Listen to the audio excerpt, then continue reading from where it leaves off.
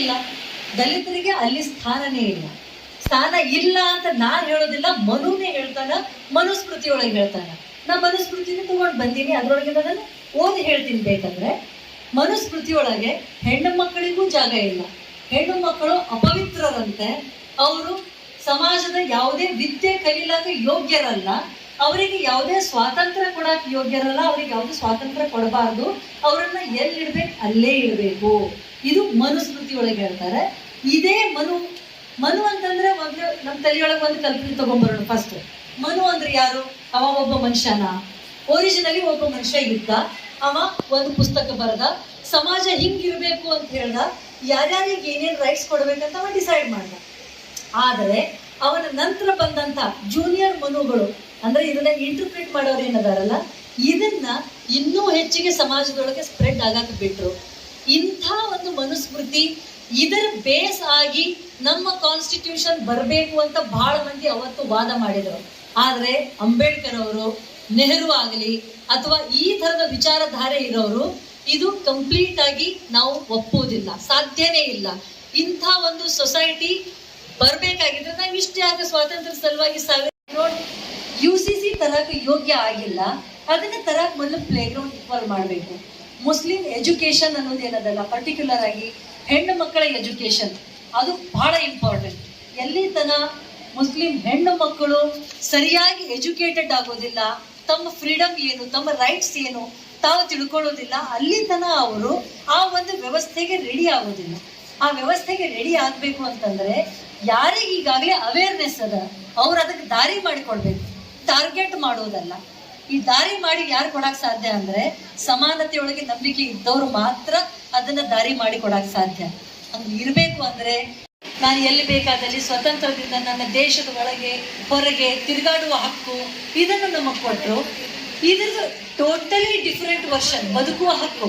ಇದು ಇನ್ನೂ ಇವಾಲ್ವ್ ಯಾವಾಗ ಆಯ್ತು ಅಂತಂದ್ರೆ 2011 ಪ್ಯಾಸಿವ್ ಯುಥಿನೇಸಿಯಾ, ಅರುಣಾ ಶಾನ್ಭಾಗ್ ಕೇಸ್ ಯಾರೇ ಕೇಳಿರಿ? ಆ ಅರುಣಾ ಶಾನ್ಭಾಗ್ ಕತೆ ಏನಂತಾರೆ ಯಾರಿಗ್ರಿ ಗೊತ್ತಾ ನಿಮ್ಮೊಳಗೆ? ಅರುಣಾ ಶಾನ್ಭಾಗ್ ಅನ್ನುವಂತ ನಿಮ್ಗೆ ಹೇಳ್ತೀನಿ, ಒಬ್ಬ ಹೆಣ್ಮಗಳು, ಹಾಸ್ಪಿಟಲ್ದಾಗ ಕೆಲಸ ಮಾಡುವ ಹೆಣ್ಮಗಳು. ಆಕಿನ ಮೇಲೆ ಅದೇ ಹಾಸ್ಪಿಟಲ್ನಾಗ ಕೆಲಸ ಮಾಡುವಂತ ಒಬ್ಬ ವ್ಯಕ್ತಿ ಅತ್ಯಾಚಾರ ಮಾಡ್ತಾನೆ. ಅತ್ಯಾಚಾರ ಮಾಡಿ ಯಾವ ರೀತಿ ಆಕಿನ ಮೇಲೆ ಬರ್ಬರವಾಗಿ ಅತ್ಯಾಚಾರ ಮಾಡ್ತಾನೆ ಅಂತಂದ್ರೆ ಆಕಿ ಟೋಟಲಿ ತನ್ನ ಕಾನ್ಶಿಯಸ್ ಕಳ್ಕೋತಾಳ, ತನ್ನ ಪ್ರಜ್ಞೆ ಕಳ್ಕೋತಾಳ. ಆಕಿನ ಇಡೀ ದೇಹ ಒಂದು ವೆಜಿಟೇಟಿವ್ ಸ್ಟೇಟ್ ಅಂತ ಕರೀತಾರ, ಎಲ್ಲಾ ಒಂದು ಸ್ಪಂದನೆಯನ್ನ ಕಳ್ಕೊಂಡು ಅರುಣಾ ಶಾನ್ಭಾಗ್ 42 ವರ್ಷ ಜೀವಂತಿರ್ತಾಳ. ಆದ್ರೆ ಎಚ್ಚರಿರೋದಿಲ್ಲ, ಜೀವಂತಿರ್ತಾಳ.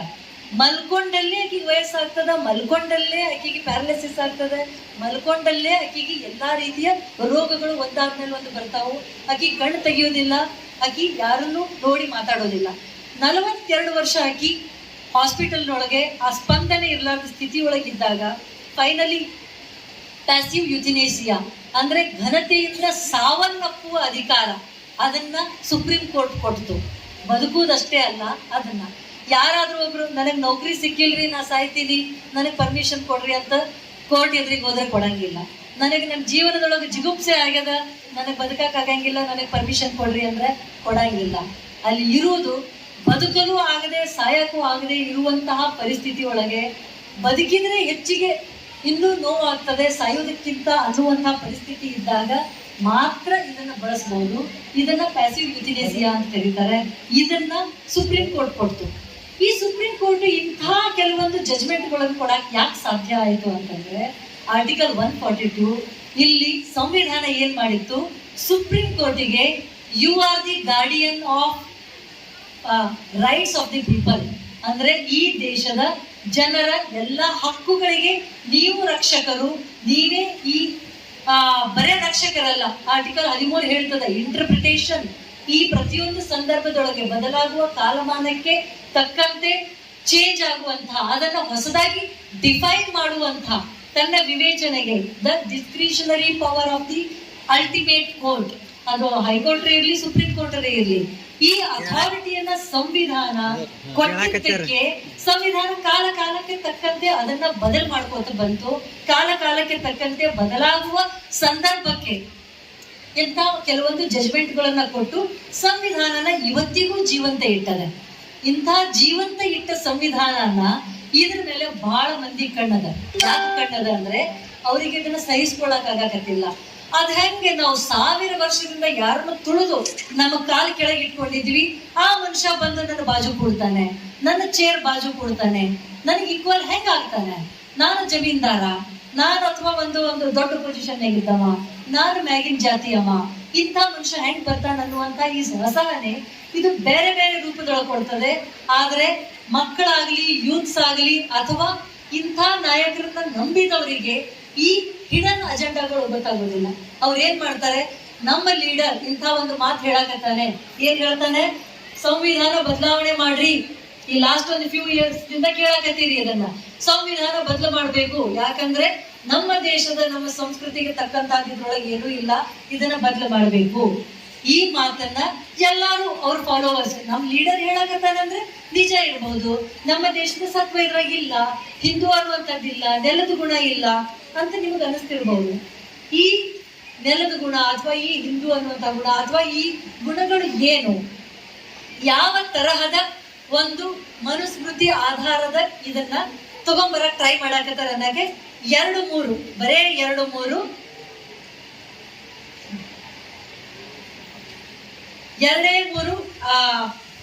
ಒಂದ್ರ ವರ್ಡ್ಸ್ ಓದ್ತೀನಿ. ಮನುಸ್ಮೃತಿದು ಇದ್ರೊಳಗೆ ಪೂರ ಓದಿದ್ರೆ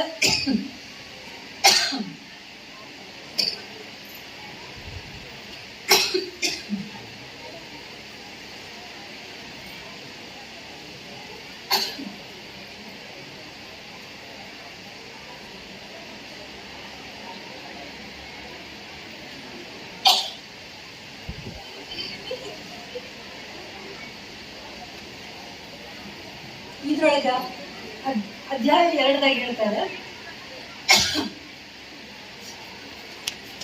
ಬ್ರಾಹ್ಮಣನಿಗೆ ಶುಭ ಸೂಚಕವಾದ, ಕ್ಷತ್ರಿಯನಿಗೆ ಶಕ್ತಿ ಸೂಚಕವಾದ, ವೈಶ್ಯನಿಗೆ ಧನ ಸೂಚಕವಾದ ಹಾಗೂ ಶೂದ್ರನಿಗೆ ಅಸಹ್ಯ ಸೂಚಕವಾದ ಹೆಸರಿಡಬೇಕು ಅಂತ. ಅಂದ್ರೆ ನಿಮ್ಮ ಮನೆಯೊಳಗೊಂದು ಮಗು ಹುಟ್ಟಿದ ಕೂಡಲೇ ಕೇಳಕ್ ಹೋಗ್ತಿರಲ್ಲ ಸ್ವಾಮಿಗಳಿಗೆ, ಭಟ್ರಿಗೆ ಏನ್ ಹೆಸರಿಡ್ಬೇಕು ಅಂತ. ಭಟ್ರು ಮೊದಲು ನಿಮ್ಮ ಜಾತಿ ತಿಳ್ಕೊತಾರೆ, ಅದ್ರ ಮೇಲೆ ನಿಮ್ ಹೆಸರು ಹೇಳ್ತಾರೆ. ಬ್ರಾಹ್ಮಣನಿಗೆ ಶುಭ ಸೂಚಕ ಹೆಸರಿಡಬೇಕು, ಶೂದ್ರನಿಗೆ ಅಸಹ್ಯ ಸೂಚಕ ಹೆಸರಿಡಬೇಕು. ಅಂದ್ರೆ ಬ ಅಕ್ಷರ ಬಂದದ್ರಿ ನಿಮ್ ಮಗನಿಗೆ ಅಂತ ಹೇಳ್ತಾರ, ಮ ಅಕ್ಷರ ಬಂದದ್ರಿ ಅಂತ ಹೇಳ್ತಾರ. ಕೆಲವೊಂದ್ಸಲ ಈಗೀಗ ನಾವು ಕೇಳ್ಕೊಳಕತ್ತೀವಿ, ನಿಮ್ಮ ಚಾಯ್ಸಲ್ಲಿ ಹೆಸರು ಇಡ್ತೀರಿ. ನಮ್ಮ ಅಪ್ಪಗಾಗ್ಲಿ, ನಮ್ಮ ಅಜ್ಜನ ಕಾಲಕ್ಕಾಗ್ಲಿ ನೀವು ಹೆಸರುಗಳು ಚೆಕ್ ಮಾಡ್ರಿ, ನಿಮ್ಮ ಜನರೇಷನ್ ಬಿಟ್ಟು ಏನೇನು ಹೆಸರು ಇರ್ತಿದ್ದು ಜಾತಿ ಮೇಲೆ. ಬ್ರಾಹ್ಮಣ ಇದ್ರೆ ಪ್ರಮೋದ, ಪ್ರಸಾದ ಇಂಥ ಹೆಸರುಗಳು. ಇನ್ನು ಕೆಲವೊಬ್ಬರಿಗೆ ಪ್ರಕಾಶ ವಿಕಾಶ ಬರ್ತಾವು. ಅದೇ ಕೆಳಜಾತಿಯವರಿಗೆ ಏನ್ ಬರ್ತಿದ್ದು, ಕಲ್ಲಪ್ಪ, ಮಲ್ಲಪ್ಪ, ಬಸಪ್ಪ. ಯಾಕೆ ಬರ್ತಿದ್ದು? ಯಾಕೆ ನಮ್ಮ ಅಜ್ಜುಗಳಿಗೆ ಹೆಸರು ಗೊತ್ತಿರ್ಲಿಲ್ಲ ನಾ ಇಡಾಕ, ಬರ್ತಿತ್ತಲ್ಲ. ಆದ್ರೂ ಈ ಹೆಸರು ಇಡುವುದನ್ನ ಪ್ರಿವೆಂಟ್ ಮಾಡೋ ಸಲುವಾಗಿ ಇಂಥ ಕೆಲವೊಂದು ತಗೊಂಡು ಬಂದ್ರು. ಇದನ್ನೇ ಇವತ್ತಿನ ಕೇಂದ್ರ ಸರ್ಕಾರ ಆಗಲಿ, ಅವರ ಹಿಂದಿರುವಂತ ಶಕ್ತಿಗಳಾಗಲಿ ಟ್ರೈ ಮಾಡಕತ್ತಾರ. ಈ ಬೇರೆ ಕೆಲವೊಂದು ಬಹಳ ಕೆಟ್ಟದವು, ಅವನ್ನ ನೀವು ತಿಳ್ಕೊಂಡ್ರೆ ಹೆಣ್ಮಕ್ಳ ಬಗ್ಗೆ, ಸ್ತ್ರೀಯರಿಗೆ ಮಂತ್ರಪೂರ್ವಕವಾದ ಧರ್ಮ ಸಂಸ್ಕಾರಗಳಿಲ್ಲ ಅಂತ ಶಾಸ್ತ್ರ ಹೇಳುತ್ತದೆ. ಇಂದ್ರಿಯ ನಿಗ್ರಹ ಮಾಡಕ್ಕೆ ಹೆಣ್ಮಕ್ಳಿಗೆ ಸಾಧ್ಯ ಆಗೋದಿಲ್ಲ. ಆದ್ದರಿಂದ ಅವರು ಸದಾ ಅಶುದ್ಧರಾಗಿಯೇ ಇರುತ್ತಾರೆ. ಹೆಣ್ಮಕ್ಳು ಯಾವಾಗಲೂ ಅಶುದ್ಧ ಆಗಿರ್ತಾರೆ, ಅದಕ್ಕೆ ಅವ್ರಿಗೆ ಯಾವುದೇ ರೀತಿಯ ರೈಟ್ಸ್ ಕೊಡಬಾರ್ದು. ಇದನ್ನ ಮನುಸ್ಮೃತಿ ಹೇಳ್ತದೆ. ಭಾರಿ ಇಂಟ್ರೆಸ್ಟಿಂಗ್ ಬಂದದ. ಇದನ್ನ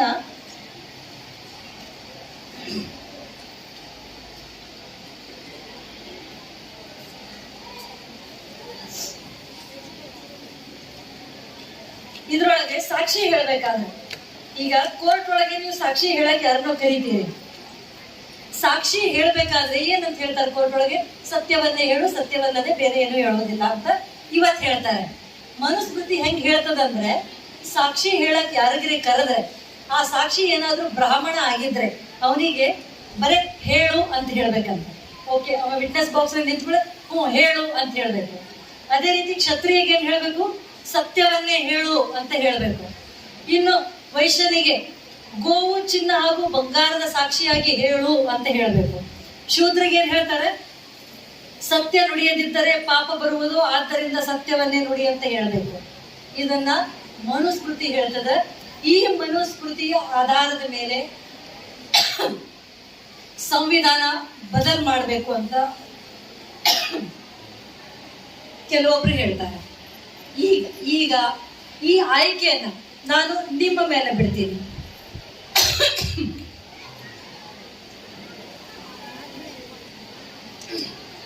ಇವತ್ತಿನ ಟೈಮ್ ಒಳಗೆ ಇದಕ್ಕೆ ಯಾಕೆ ನಾವು ಬಹಳ ಕೇರ್ಫುಲ್ ಆಗಿ ನೋಡ್ಬೇಕು ಅಂದ್ರೆ, ನೀವು ಡೇಟಾ ತೆಗೆದು ನೋಡ್ರಿ, ಪ್ರತಿಯೊಂದು ನಮ್ಮ ದೇಶದ ಪ್ರತಿಯೊಂದು ಆರ್ಗನೈಸೇಷನ್ಗಳು, ಇನ್ಕಮ್ ಟ್ಯಾಕ್ಸ್ ಹಿಡಿದು ಇಡಿ ಹಿಡಿದು ಎಲ್ಲಾನು, ಯೂನಿವರ್ಸಿಟಿಗಳು ಹಿಡಿದು ಎಲ್ಲಾದ್ರ ಒಳಗೂ ಕೆಲವೊಂದು ರಿಗ್ರೆಸಿವ್ ಮೈಂಡ್ ಸೆಟ್, ಬಲಪಂಥೀಯ ಅಥವಾ ಇನ್ನೂ ಕೆಲವೊಂದು ಹಿಡಿದಿಡುವಂತ ಸಂಸ್ಕೃತಿ ಸಭ್ಯತೆ ಹೆಸರಿನೊಳಗೆ ದೇಶನ ಮತ್ತೆ ಹಿಂದೆ ಒಯ್ಯುವಂತಹ ಜನರು ಬಂದು ಸೇರ್ಕೊಂಡಿರೋದ್ರಿಂದ, ಎಲ್ಲಾ ಆರ್ಗನೈಸೇಷನ್ಗಳು ತಮ್ಮ ಸ್ವಾತಂತ್ರ್ಯ ಕಳ್ಕೊಂಡಿರೋದ್ರಿಂದ ಇವತ್ತಿನ ದಿವಸ ನಾವು ಬಹಳ ಎಚ್ಚರಿಕೆಯಿಂದ ಇರಬೇಕು. ಇಂಥ ಎಲ್ಲಾ ಫಾಲ್ಸ್ ನರೇಟಿವ್ಗಳಿಗೆ ಉತ್ತರ ಕೊಡಕ್ ತಯಾರಾಗಬೇಕು. ಇಲ್ಲ, ಪರ್ಟಿಕ್ಯುಲರ್ ಆಗಿ ಅಂಬೇಡ್ಕರ್ ಅವರು ಬರೇ ಸಂವಿಧಾನ ಅಷ್ಟೇ ತಂದಿಲ್ಲ, ಹಿಂದೂ ಕೋಡ್ ಬಿಲ್ಲನ್ನು ತಗೊಂಡ್ ಬಂದ್ರು, ಹೆಣ್ಮಕ್ಳ ರೈಟ್ಸ್ ಸಲುವಾಗಿ ಮಾಡಿದ್ರು, ಕಾರ್ಮಿಕರ ರೈಟ್ಸ್ ಗಳನ್ನ ತಗೊಂಡ್ ಬಂದ್ರು. 1000 ವರ್ಷದ ವಿಚಾರಧಾರೆಯನ್ನು ಹೊಡಿಲಾಕೆ ಒಂದು ಪುಸ್ತಕ ಬಂತು. ಆ ಪುಸ್ತಕ ಇವತ್ತು ಒಂದು ಅಳಗಾಡು ಸ್ಥಿತಿ ಒಳಗದ. ಆ ಪುಸ್ತಕ ಅದರ ಸತ್ವದ ಸಮೇತ ನಾವೇನಾದ್ರೂ ಇವತ್ತು ಉಳಿಸ್ಕೊಳ್ಳಿಲ್ಲ ಅಂದ್ರೆ, ನಾವೇನಾದ್ರೂ ಧರ್ಮ ಅನ್ನುವಂತ ಒಂದು ಮಂಪರ್ ಒಳಗ ಅಥವಾ ಒಂದು ಕೆಟ್ಟ ಅಲೆ ಒಳಗ, ಇದಕ್ಕೆ ದೊಡ್ಡ ಅಫೀಮ್ ಅಂತ ಕರೀತಿದ್ರು ನೆಹರು, ಧರ್ಮ ಅನ್ನೋದು ಅಫೀಮ್ ಅಂತ. ಯಾಕಂದ್ರೆ ಅದು ಅದ್ರ ನಶ ಏರ್ದವ್ರು ಕೆಳಗಿಳಿಯಂಗಿಲ್ಲ. ಅದಕ್ಕೆ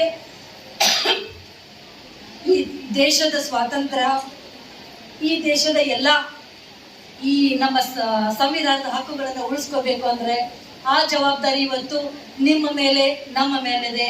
ಇದನ್ನ ಉಳಿಸ್ಕೊಳ್ಳುವ ಎಲ್ಲಾ ಪ್ರಯತ್ನವನ್ನು ಮಾಡೋಣ. ಅದಕ್ಕೆ ಮನಸ್ಸಿಲ್ಲೇ ಓದಿಕೊಂಡು ತಯಾರಾಗಿದೆ ಅಂತ ಹೇಳ್ತೀನಿ. Thank you very much students, thank you very much.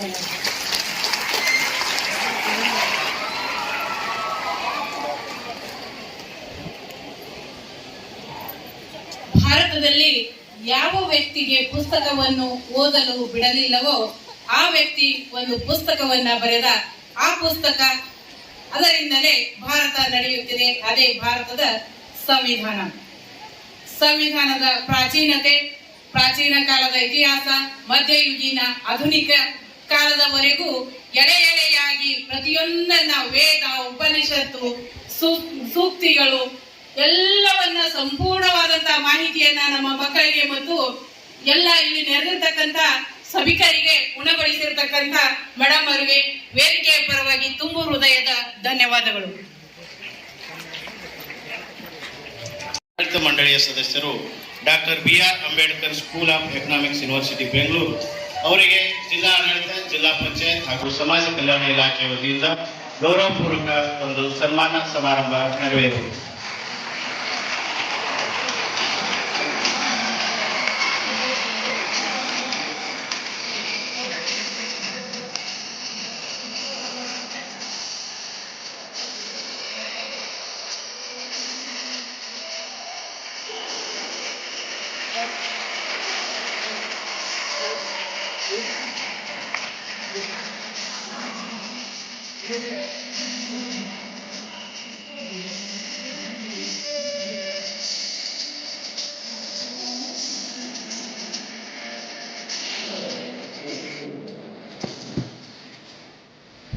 ಈಗ ಈ ಕಾರ್ಯಕ್ರಮವನ್ನು ಕುರಿತು ಅಪರ ಜಿಲ್ಲಾಧಿಕಾರಿಗಳಾದ ಶ್ರೀ ಸೋಮಲಿಂಗ್ ಗೆಣ್ಣೂರ್ ಸಾಹೇಬರು ಒಂದೆರಡು ಹಿತನುಡಿಗಳನ್ನ ಹೇಳಬೇಕೆಂದು ಕೇಳಿಕೊಳ್ತಾ ಇದ್ದೀನಿ. ಸರ್, ಯೂಟ್ಯೂಬ್ ಹಾಕ್ಬೋದಾ? ವಿಡಿಯೋ ಯೂಟ್ಯೂಬ್ಗೆ ಹಾಕ್ಬೋದಾ? ಮೇಡಮ್ ಅವ್ರಿಗೆ ಕೇಳಬೇಕು, ಹೇಳಿ ಸರ್. ಪರ್ಮಿಷನ್ ಎಲ್ಲ ಹಾಕ್ಬೇಕು. ಹೌದಾ? ಅಲ್ಲಿ ಈಗ ಮುಗಿಲಲ್ರಿ. ಹೌದು, ಸ್ವಲ್ಪ ಜೈ ಸಂವಿಧಾನ್. ನಾನು ಇರಲಿಲ್ಲ, ಅವಾಗೇ ಬಂದಿದ್ದು. ನೋಡಿ, ಕೇಳಿಸ್ತಾ ಇಲ್ಲ. ಇದು ಹೇಳಿದ್ರಲ್ಲ, ಜೈ ಸಂವಿಧಾನ್.